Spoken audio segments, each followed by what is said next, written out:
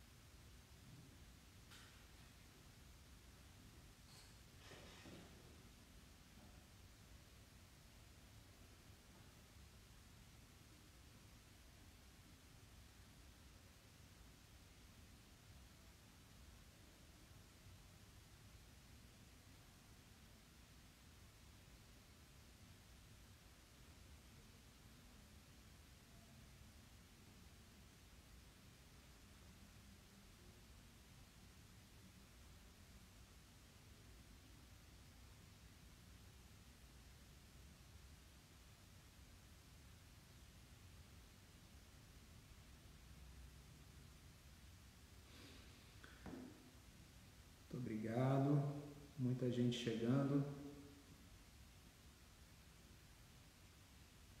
Vai ser ótimo a gente ter essa oportunidade aqui para poder trocar ideia.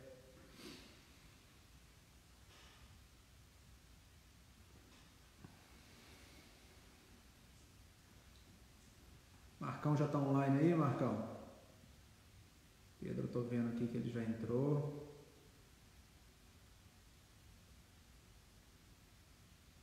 Sofia Mascarenhas também está aqui. Marcão, estou vendo aqui agora.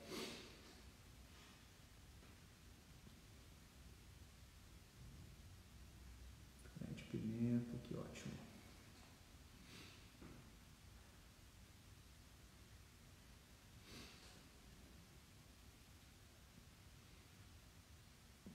Marcão, obrigado pelo carinho. Que é isso, Marcão? É uma honra aqui poder estar com vocês, bater um papo. Parceria que você tem com a gente, a história de vida é uma coisa muito bonita. A gente tem que conseguir alimentar e compartilhar isso com todo mundo.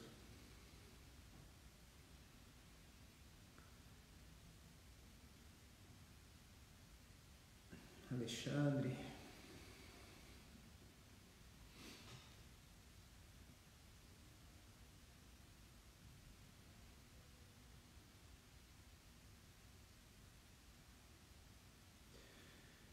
Bom, vamos lá, gente. Acho que já deu tempo aí da maioria das pessoas que estavam programadas para nos acompanhar às 19 horas chegarem. Certamente alguns vão se juntar aí ao longo dos próximos minutos, mas acho que a gente já pode começar aqui nosso bate-papo, né? Então, antes de mais nada, queria dar as boas noites, a boa noite e agradecer. Boa noite, muito obrigado a Exclusive, aí especial a pessoa do Marco Paulo, carinhosamente chamada de Marcão, grande parceiro de vida nosso. Marcão que tem uma história longa já com a Arezzo & Co e uma história mais recente, mas sendo construída com raízes muito sólidas, muito bacanas aí comigo. A história dele com a Arezzo & Co é uma história desde a fundação da empresa, uma vez que vem de amizade de infância com um dos cofundadores da companhia, que é o Alexandre Birman. Então, muito obrigado pelo convite, Marcão. Parabéns aí pela iniciativa da Exclusive.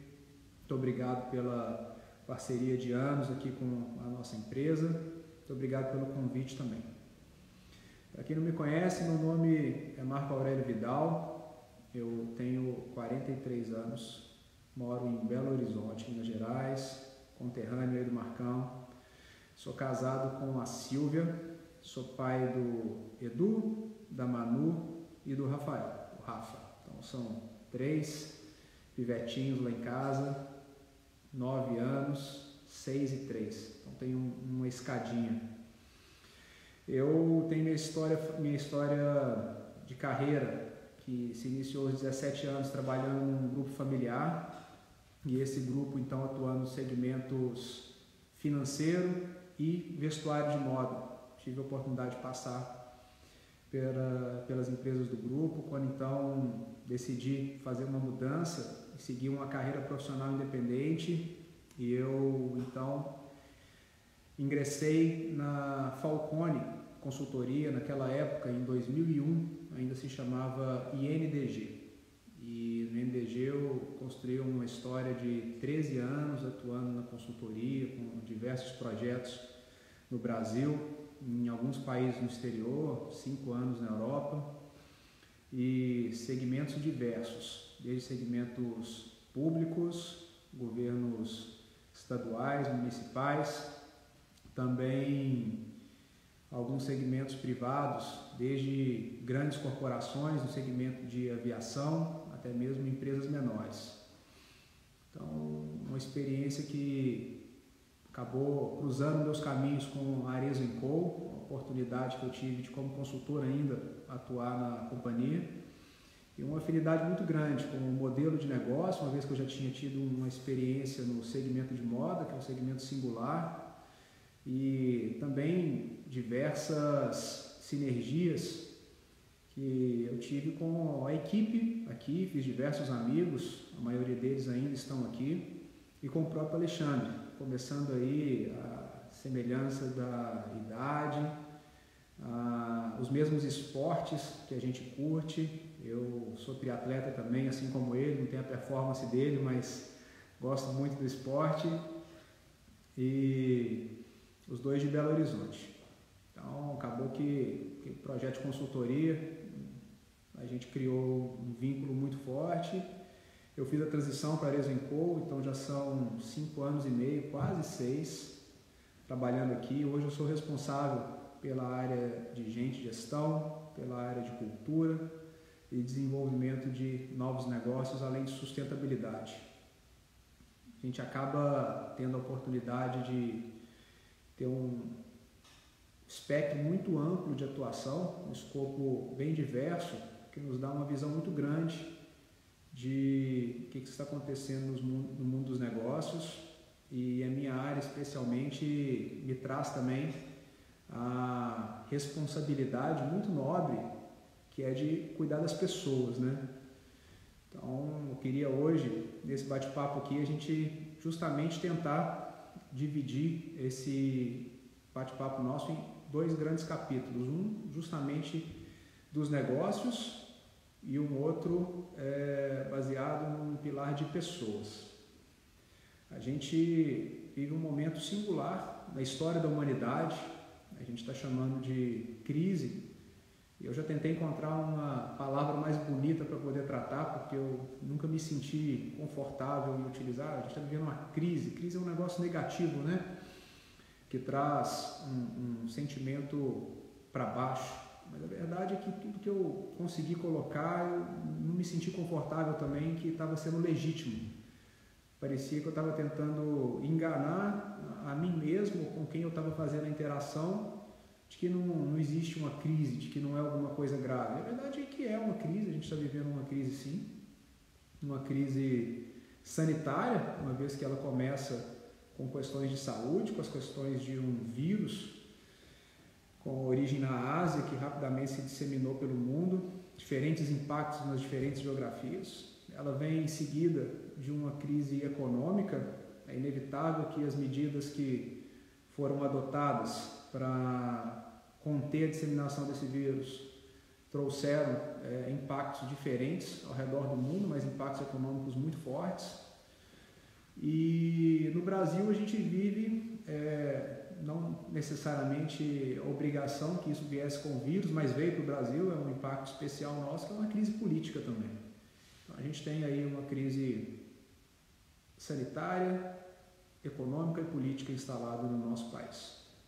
É alguma coisa que não tem como a gente não dizer que não vai ter reflexo nos negócios e nas pessoas. Então, queria compartilhar aqui com todos como que eu vejo esse momento, como que eu encaro como pessoa e também como executivo da Arezzo & Co, dentro das oportunidades que a gente tem de trocar experiência com nossos conselheiros, com nossos colegas de mercado, a melhor maneira de atuar. Eu sei que eu pelo menos acredito que ninguém tem a resposta exata para tudo, mas a gente tem a nossa maneira de pensar, de endereçar as nossas ações e certamente compartilhando com cada um de vocês, podendo ter a troca de mensagens, a gente vai conseguir construir uma nova forma de enxergar o mundo ou contribuir um pouco para a maneira como vocês já enxergam. E se eu conseguir deixar aqui algum tipo de viés positivo para cada um de vocês que está nos assistindo, eu já vou me sentir realizado, uma vez que sempre buscando entender aí meu propósito, minha razão de ser. É uma coisa que eu sempre coloquei, que me motiva muito, que me deixa muito feliz, é quando eu sei que eu consegui contribuir legitimamente para as pessoas, para a pessoa que está interagindo comigo. Eu tenho um orgulho muito grande de poder contribuir. Então, é o que eu espero conseguir passar aqui ao final do nosso bate-papo. O que eu coloco como principal ponto de atuação e de visão, seja no aspecto de negócio, seja no aspecto de pessoas, como eu disse? É o protagonismo. Tá? Eu acho que a gente tem que ser protagonista das nossas ações, a gente tem que ser protagonista na forma como a gente encara o cenário das perdas atuais, mas também as oportunidades que existem atualmente, tá certo? Existe uma série de frases que a gente pode colocar aqui, acho que todo mundo já ouviu todas elas, mas elas são reais na forma positiva de se olhar o que está acontecendo, que é: na crise existem oportunidades, nas crises surgem as melhores ideias, é na crise que você cresce. E tudo isso é verdade, porque é na crise que você é se desafiado a sair daquilo que é a zona de conforto que você já estava trabalhando. A partir do momento que você está trabalhando num mercado que você já conhece, num cenário econômico que você já conhece, e que está tudo indo bem, você não tem por que tentar buscar novas ideias, ou por mais que você esteja buscando novas ideias, novas maneiras de atuar, você está buscando elas numa velocidade que é diferente daquela que você vai buscar na crise. A crise, ela te obriga a virar muita coisa de uma hora para outra. E isso, mais uma vez, eu vou dividir, a gente vai construir. Isso serve tanto no aspecto dos negócios, quanto no aspecto das pessoas. E antes da gente entrar um pouco mais sobre isso, compartilhar a forma como eu vejo, a gente pode buscar aqui alguns bons exemplos de empresas que se transformaram nas crises. Vou buscar aqui alguns poucos, são diversos, mas acredito que o que eu vou trazer aqui todos conhecem. Uma delas é o Alibaba. O Alibaba é o maior site de e-commerce do mundo, site surgido na China em 1995, por o atual CEO e fundador, é o Jack Ma. Jack Ma é um chinês de origem muito humilde, criou uma empresa de comércio eletrônico em 1995, mas em 2003, na crise da SARS, síndrome respiratória aguda, que por sinal é um coronavírus, olha que interessante, 2003, o Jack Ma, numa crise de coronavírus, que também assolou o mundo, mas não foi uma pandemia também, mas não na intensidade que essa está acontecendo. O site dele aproveitou as restrições semelhantes a essa que estão acontecendo aqui, mas na época ficaram mais restritas à China, as restrições de deslocamento das pessoas e de convívio social, onde elas precisavam encontrar uma nova maneira de receber alimentos, medicamentos e outros tipos de utensílios dentro de casa. Então o Jack Ma acelerou a forma de entrega de comércio eletrônico com entrega em 24 horas. Isso em 2003. E ali o Alibaba, que era um site pequeno, comum na China, se transformou em 12 meses o maior site de e-commerce da China. Aí a gente pode imaginar o que é um site de e-commerce lá. Em 2003 eu não sei qual que era o volume, mas tudo na China é exponencial. A gente pode dizer hoje, já que são números abertos e conhecidos, o Alibaba fatura 400 bilhões de dólares por ano. Então, a gente está falando aí de 2 trilhões de reais. Não sei, isso é mais de 50% do PIB brasileiro. Surgiu alavancou na crise. Um outro produto que todo mundo conhece é Nutella. A Nutella também surgiu na crise do pós-guerra, na falta de cacau nos campos da Itália, e um camponês resolveu fazer um produto mais barato e simples e desenvolveu a Nutella. Ferrero Rocher hoje domina o comércio da Nutella no mundo. É um creme de avelã, e ele usou avelã com açúcar para poder substituir o cacau que não estava disponível na época. Outra empresa mais recente, uma crise mais recente, Airbnb, surgiu na crise de 2008, aquela crise imobiliária que todos se lembram, que veio com a quebra de diversos bancos. Foi uma alavancagem desproporcional que aconteceu no mercado imobiliário americano e assolou o mundo todo, e ali dois amigos enxergaram a possibilidade de desenvolver o compartilhamento de imóveis como uma resposta, uma contramedida à forma como o mercado imobiliário vinha se alavancando e trabalhava há centenas de anos. E ali surgiu o Airbnb, que se deu muito bem de 2008 até essa crise atual. Agora eles provavelmente vão ter que se reinventar. Então, eu acho que essas frases que parecem ser antigas e batidas, elas são sim muito valiosas, e a gente tem que olhar e conseguir enxergar o lado positivo e a oportunidade existente na crise. Vamos falar aqui então sobre os negócios, né? E o que é importante a gente olhar nos negócios? Olhar os negócios no presente e olhar os negócios no futuro. O presente é o que a gente está vivendo hoje. Começou tudo isso no nosso país na segunda quinzena de março, quando chegou forte os impactos. Até então tinha muita coisa acontecendo na Ásia, na Europa, mas a gente não estava olhando ainda com propriedade ou com a crença necessária que os impactos poderiam acontecer no Brasil. Então tinha muito comentário de esse vírus não vai se espalhar no calor tropical, esse vírus só funciona, só pega no hemisfério norte porque lá está frio. E eu acho que ali a gente recebeu uma lição importante, tem uma coisa que tem que ficar para a gente, que é ter muita humildade e respeitar a seriedade com que esses assuntos devem ser tratados. O que aconteceu? O vírus chegou, a gente não se preparou adequadamente com o tempo que a gente poderia ter tido. A gente tinha 45 dias de leitura para saber que eles chegariam aqui. Implementar barreiras sanitárias de entrada nos aeroportos internacionais, que foi por onde ele entrou no Brasil, voos internacionais, preparar as empresas, preparar os laboratórios. A gente estaria em outro patamar se tivesse tido um tratamento mais sério sobre a questão.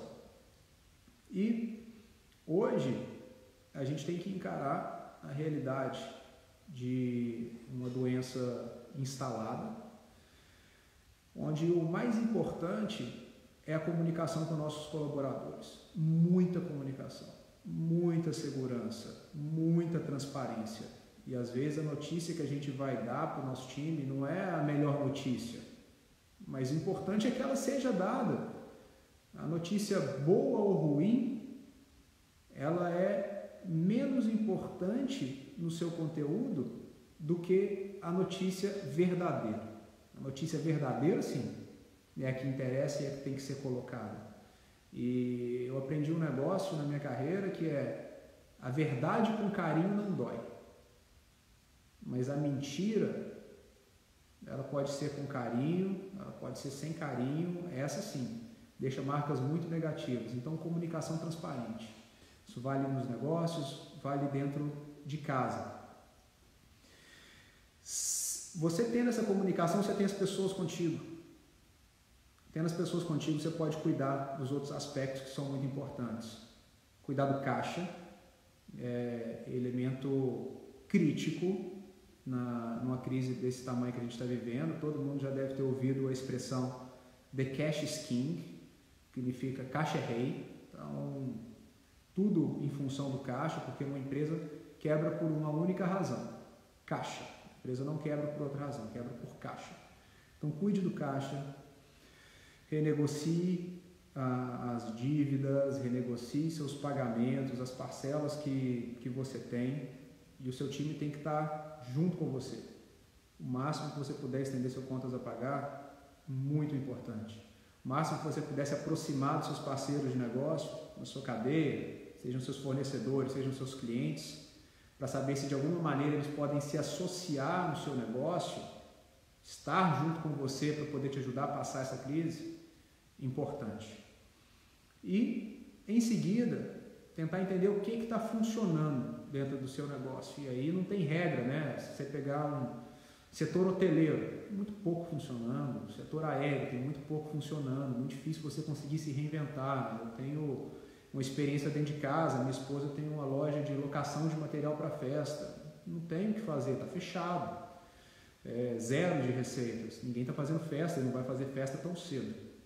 Mas tem diversos outros negócios que têm alguns canais funcionando. Então, vamos trazer para a Arezzo & Co. A Arezzo & Co, a gente tem diversos canais de venda dos nossos produtos e a gente tem um canal muito forte, muito poderoso hoje, que é o e-commerce. Então, por mais que a gente tenha restrição de venda nas nossas lojas físicas, a maioria delas instaladas em shopping ou multimarcas, a gente tem o e-commerce andando muito forte. Então, é o momento de colocar energia e de fazer funcionar o e-commerce ou o canal respectivo do seu negócio que está funcionando. E em relação ao futuro, a gente está falando sobre o presente. É hora também de olhar para o futuro. Nas crises, as empresas, os negócios costumam passar por transformações ou até por disrupções. Tá? Qual que é a diferença da transformação com uma disrupção? Transformação é quando você aprimora alguma coisa já existente no seu negócio. Então, a gente falar em desenvolver um canal de e-commerce ou uma forma de relacionamento com o seu cliente, você está aprimorando alguma coisa que já existe. Então, você está trabalhando na transformação do seu negócio, que provavelmente vai te trazer uma alavancagem, tá certo? Quando a gente pega, por exemplo, o mercado já existente de transporte de pessoas, como por exemplo o táxi, veio o Uber e trouxe uma transformação muito grande em cima de um mercado que já existia. Só que tem alguns setores que vão passar por disrupção, ou seja, é a criação de um novo mercado, de um novo público consumidor que até então não estava presente, que não existia no mundo por uma razão qualquer. O mundo não tinha necessidade, ninguém tinha pensado, e aí você cria um novo mercado. Então, quando você pega, por exemplo, o lançamento de um tablet. Um tablet ele criou um novo mercado. Ninguém nunca precisou de tablet, ninguém nunca demandou um tablet. Mas o Steve Jobs, o fundador e ex-CEO da Apple na época, ele criou a necessidade, ele entendeu a necessidade que as próprias pessoas não sabiam que tinham de usar um tablet e consolidar tudo aquilo dentro de um único aparelho que faria a integração de diversas plataformas, dentre elas o seu celular. Ele criou um novo mercado e hoje um tablet, a gente pegar a Apple como exemplo, que foi quem lançou o primeiro deles, o iPad, ela representa 35% a 40% de faturamento da empresa como a Apple. Então vocês imaginam o que é a criação de um novo produto, de um novo mercado não existente. Essa é uma disrupção. E a gente tem tendências, eu não vou ousar dizer aqui, de alguns novos mercados, de alguma coisa que pode ser desenvolvida nesse momento. Por que eu não gostaria nem de tentar desenvolver ou provocar o que tem sido dito, né? Porque muita gente fala que o mundo agora vai ser assim, porque o mundo agora vai ser assado. E na verdade ninguém sabe como vai ser o mundo, ninguém sabe como vão ser as relações entre consumidor e empresa, ninguém sabe como vão ser as relações entre as empresas. E muita gente que tenta colocar aqui de maneira muito categórica como é que vai ser, são pessoas que trazem um viés que de alguma maneira as interessa ou de alguma maneira a forma como elas enxergam, mas a certeza ninguém sabe. Eu também tenho a minha visão, mas é difícil ficar especulando nesse momento. O que eu acho que a gente tem que fazer é entender o nosso negócio, entender a nossa realidade e fazer pequenos e rápidos testes de respostas na nossa crença. E ali sim, você vai conseguir desenvolver com o conhecimento que você tem do seu negócio, do seu cliente, alguma coisa que vai funcionar. E prestem atenção no que eu falei, conhecimento do seu negócio e do seu cliente. É muito importante entender o seu cliente e saber à frente do seu cliente o que ele precisa. Que é o que eu falei aqui sobre o Steve Jobs e a invenção do tablet. Não adianta a gente perguntar para o nosso cliente o que ele quer e falar assim, em cima disso eu vou desenvolver alguma coisa. A maioria dos clientes não sabem o que eles precisam. Esse desejo normalmente é criado pelas empresas inovadoras. A inovação coloca para os consumidores aquilo que nem eles sabiam que eles precisavam, que poderia ser tão útil. Por que eu estou falando tudo isso? Porque essa é uma regra básica que grandes empreendedores compartilham nas palestras, nos livros, tudo que a gente tem a oportunidade de ter acesso, que é não pergunte o que o seu cliente quer. Entenda o comportamento do seu cliente e desenvolva aquilo que ele precisa. Você precisa estar à frente dele. Então, acho que sobre os negócios, esse é o caminho que a gente tem para poder tentar tratar nesse momento. E o que é muito importante? Vocês pegam quando eu falei lá no início sobre a questão do presente, a comunicação muito transparente e verdadeira com nossos colaboradores, com o nosso time. O que a empresa é, né, gente? Nós estamos falando aqui de negócios, por trás dos negócios tem a empresa.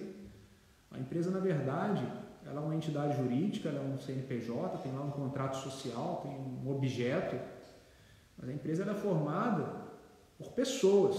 Você pode ter um contrato social muito bem feito, o melhor advogado, o melhor contador, registrou na junta, se você não tiver pessoas comprometidas com o seu negócio, com a competência adequada para o seu negócio, você não tem nada. Você não tem nada, você não tem negócio. Então, a gente parte aqui agora para o capítulo mais importante, falar de gente. E gente nesse momento é muito importante, a gente tem que cuidar de gente. Um momento sensível, e algumas vezes com decisões duras. Como é que a gente pode separar a gente? A gente pode separar a gente no aspecto pessoal e no aspecto profissional, tá? Então, uma pessoa, um CPF, você que está aí me acompanhando, a gente tem uma vida pessoal e a gente tem uma vida profissional dentro da empresa. E a gente tem que saber que os impactos na nossa vida nesse momento estão nos dois momentos. Então, a minha vida pessoal ela está sendo impactada no presente de uma maneira e vai ser impactada no futuro de outra. E a minha vida profissional está sendo impactada no presente de uma maneira e vai ser impactada no futuro de outra maneira. Como que a gente trabalha esse aspecto? Eu enxergo que a gente tem que trabalhar isso mais uma vez, com protagonismo, sem vitimizar, né, de que eu estou com um problema por conta da crise, ou isso aconteceu por conta da crise, minha dificuldade em casa é a crise, minha dificuldade no trabalho é a crise. Vamos escolher quais são as ações e medidas que a gente pode tomar para poder atravessar esse momento, atravessar essa ponte, esse inverno. O papel da maioria de nós que está aqui nessa live nesse momento é a liderança, é a referência para os nossos times. A gente faz parte de um grupo privilegiado de pessoas com muito conhecimento, com muita educação, com muita capacidade de discernimento dessa enxurrada de informações que a gente está recebendo nesse momento, tá certo? Todos nós recebemos em grupo de WhatsApp, em push de site de notícia no celular, liga a televisão, uma infinidade de programas de jornalismo com notícias que a gente já não sabe mais assim para onde que a gente está olhando, o que a gente vai acompanhar. Você fala, meu Deus, isso te deixa ansioso, isso te deixa angustiado. Imagina a nossa equipe.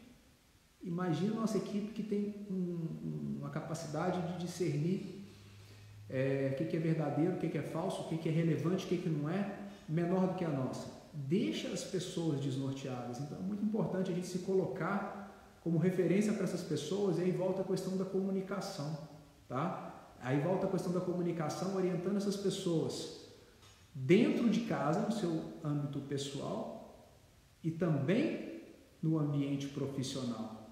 Então, aqui eu estou trazendo para o presente e algo que eu comecei a fazer isso ainda em março, no final de março, que eu falei, eu não vou assistir notícia da maneira como eu estou assistindo aqui de manhã, de tarde, de noite. Chega. Eu tiro 10 minutos para ver notícia de manhã, eu tiro 15 minutos, 20 minutos para poder ver notícia de noite, com um pouco mais de conteúdo resumido. Escolhi 2 canais com algum nível de credibilidade para poder ficar informado. Todos são tendenciosos, os canais que eu escolhi são tendenciosos, mas eu não tenho como escolher um canal não tendencioso, porque todos são. E dali eu consigo ter o nível de informação necessário e consigo fazer o meu julgamento. Todo o resto vai gastar meu tempo, vai me trazer ansiedade, vai me deixar improdutivo, não vai me levar para lugar nenhum. Então, com isso, eu consigo ter o nível de informação necessário para conversar com o meu time. Consigo ter um nível de organização dentro da minha vida pessoal, tratar o meu presente.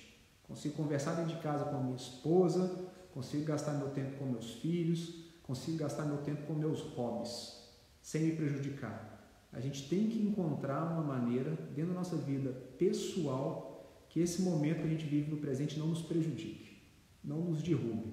Se o nosso lado emocional, hoje, no centro da crise, estiver pior do que ele estava em fevereiro, em janeiro, antes de chegar tudo isso que a gente não poderia imaginar, tem alguma coisa errada que a gente está tratando nesse momento. Então a gente tem que voltar para dentro e tentar encontrar o que a gente está fazendo de errado e corrigir. Então eu trouxe aqui para vocês um aspecto muito importante que eu acho que a grande maioria de nós corre o risco de cair, que é o excesso de informação, a informação ruim, informação lixo. Essa indústria da fake news é muito... esse momento que a gente vive é uma oportunidade muito grande para eles disseminarem, só que ele é muito danoso para as pessoas e para a sociedade. E no futuro? O futuro é difícil, né? A gente escuta, agora as pessoas não vão cumprimentar mais, as pessoas não vão dar abraço mais, vai acabar beijinho, que o brasileiro gosta de dar beijinho. Nossa, eu não consigo saber o que vai acontecer. Eu conheço gente que não aperta a mão há muitos anos, eu achava estranho, hoje eu consigo entender um pouco melhor. Isso vai acontecer, não vai? Sei, mas eu também não vou ficar sofrendo, não vou ficar especulando em cima. Eu preciso viver o presente, preciso viver o presente com calma, e é isso que eu tento passar para o meu time. Eu vejo nossas equipes e vejo gente se desgastando, sofrendo com o que vai ser. Gente, uma coisa eu tenho certeza que vai ser, tá? Vai ser bom, vai ser tudo jóia. Nós estamos passando por uma transição, por um momento diferente, um momento histórico, mas vai ficar tudo legal. Essa não é a primeira crise do mundo, essa não é a primeira crise sanitária do mundo. A gente teve diversas crises sanitárias aí, umas maiores, outras menores. A gripe espanhola chegou a matar, estima-se, 50 milhões de pessoas no mundo, e ficou tudo bem. A gente não vai matar 50 milhões de pessoas nessa crise, a vacina vai chegar antes, ou a imunização de rebanho vai chegar antes, alguma coisa vai acontecer antes. e vai ficar tudo bem, não vamos sofrer por conta disso. Mas é isso que a gente tem que ter. Primeiro, a consciência para nós e segundo, transmitir isso para o nosso time. Isso faz muita diferença. Vamos cuidar das nossas pessoas no aspecto pessoal delas. E dentro de casa? Dentro de casa, a gente traz para as pessoas a maneira mais segura possível de se relacionar no presente. Tá certo? Então, dentro das empresas, ou mesmo dentro da nossa casa, muito importante a gente conseguir aprender quais são as medidas que de fato fazem diferença na contenção da disseminação desse vírus nesse momento e aplicar com critério, com um protocolo bem comunicado, com um protocolo bem estruturado. E não tem nenhuma física quântica, tudo muito simples. Você pegar aqui a Arezzo & Co como exemplo, a gente tem dentro da nossa sede aqui aproximadamente pouco mais de 1.000 colaboradores. Todo dia, todo mundo entra, medição de temperatura, formulário com entrevista sobre sintomas, com respostas sobre algum tipo de relacionamento ou contato que você teve com alguém com suspeita de Covid ou com presença de Covid, álcool gel, máscara, ninguém fica dentro do ambiente de trabalho nem um minuto sem máscara, orientação sobre os sintomas, quarentena para quem tem algum tipo de sintoma, exame sendo feito para quem teve que fazer algum tipo de viagem, exame sendo feito para quem teve algum tipo de sintoma, para quem teve o caso confirmado, situação confirmada, acompanhamento diário. Então, dentro de casa, dentro do presente, comunicação e presença constante junto com as pessoas. É isso que a gente tem feito e é isso que a gente tem sido reconhecido como uma empresa que tem atuado ativamente, proativamente, positivamente e assertivamente junto com as pessoas. A gente foi reconhecido, inclusive, pela Great Place to Work como uma das referências de atuação junto à prevenção e à comunicação com o nosso time. Sobre o futuro, eu até vi aqui um pouco de colocação sobre a questão de desligamentos que foi colocado. Gente, o que a gente tem que fazer é o seguinte: a gente tem que preservar, estender o máximo possível a participação dos nossos colaboradores na companhia, na transição desse inverno, dessa situação. Mas, se for inevitável, a gente tem que, de fato, seguir com algumas medidas um pouco mais duras, porque o que a gente tem que entender é olhar para o futuro, como que a gente pode garantir a presença e a participação da maior parte desses colaboradores no longo prazo. E para aqueles que, por alguma razão, não puderam fazer parte dessa transição, alguns segmentos que sofrem um pouco mais, a gente tem que sim estender a mão, os benefícios e apoiar essas pessoas nessa transição. Essa é a forma como a gente pensa, como a gente endereça e atua, tanto aqui na nossa companhia quanto no grupo de empresários executivos que a gente relaciona. Que é muito importante para a gente poder tomar decisões nesse momento. São muitas as dúvidas que chegam para a gente, né? Muita gente com preocupações sobre o emprego do marido, o emprego da esposa, o próprio emprego, a renda no futuro. E a gente tem que tentar se colocar no lugar do outro. É a empatia. Acho que é a palavra principal para a gente poder conseguir sentar na cadeira de quem está conversando com a gente, então conseguir responder da nossa cadeira para aquela pessoa, é a empatia. Tentar entender o que ela vive, tentar entender o que ela pensa, o que ela sente para poder se colocar. Agora, a gente não vai conseguir entender o que ela vive de verdade. A gente vai conseguir ter uma percepção um pouco melhor mas isso já é suficiente para a gente poder conseguir endereçar o que ela precisa, para a gente poder conseguir endereçar o apoio a ela da melhor maneira para ela poder passar esse momento. Isso é muito importante, muito importante. Não enxergue a dificuldade ou a situação sobre o seu olhar, mas sobre o olhar daquela pessoa. E quando a gente trabalha com pessoas, com gente, tem um aspecto muito interessante que a gente também tem que colocar na mesa quando a gente está trabalhando essa questão da empatia, o olhar do outro. É que existe um desnivelamento muito grande da percepção de duas coisas, da realidade e da forma como as pessoas enxergam. Então, o que eu quero dizer com isso? Alguns têm o lado sensível mais desenvolvido, outros têm o lado objetivo mais desenvolvido. Algumas pessoas têm o discernimento mais desenvolvido e outras têm menos. Então, você imagina tudo isso junto numa conversa na mesa.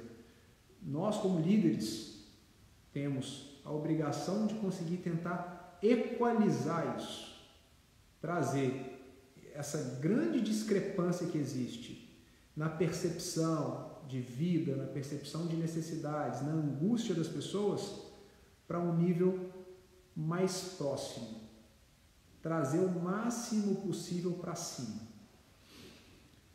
Como que a gente faz isso? Mais uma vez, com a questão da empatia, tentando se colocar no lugar daquela pessoa, tentando enxergar se o lado mais desenvolvido dela é o racional ou o emocional, isso é alguma coisa genética que a gente tem, é do nosso DNA, e qual que é o nível de discernimento e qual que é o tipo de endereçamento de mensagem que você vai poder dar para aquela pessoa.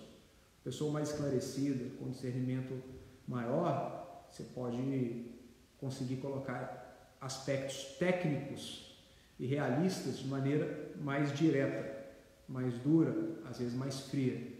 Outras pessoas você precisa utilizar mais de metáforas, de exemplos, tentar trazer alguma coisa que faça parte da realidade da vida dela, para ela poder conseguir entender o que você está falando. Caso contrário, se você endereçar a mensagem para uma pessoa menos madura, da mesma maneira que você endereçou para mais madura, aquela outra pessoa menos madura ela vai sair da mesa sem entender nada que você falou. Você não vai ter contribuído com o seu aspecto, com o seu dever de líder e com a sua possibilidade de agregar socialmente para aquela pessoa, para aquela família. Você vai deixar de fazer a diferença naquela oportunidade que você teve. Então, acho que a gente passou bastante aqui sobre as questões de negócios, de pessoas, e queria mais uma vez agradecer o Marcão, a Exclusive, pela oportunidade de compartilhar com todos vocês a forma como eu enxergo esse momento, um pouquinho de como que eu enxergo também a minha maneira de contribuir para o mundo, para a sociedade. Tenho a vontade de conseguir fazer um mundo melhor, de participar da construção de um mundo melhor. Eu sei que eu não vou conseguir transformá-lo sozinho, mas se eu fizer a minha parte e conseguir ajudar que alguns de vocês também façam uma parte de vocês, eu já vou ficar muito realizado. Espero que a gente possa ter novas interações, novos bate-papos e, quem sabe, conseguir aprender com todos vocês também em breve. Muito obrigado, fiquem com Deus, um abraço, obrigado Marcão, obrigado Exclusive, obrigado a todos vocês que estiveram aqui me escutando, um beijo no coração, tchau, tchau.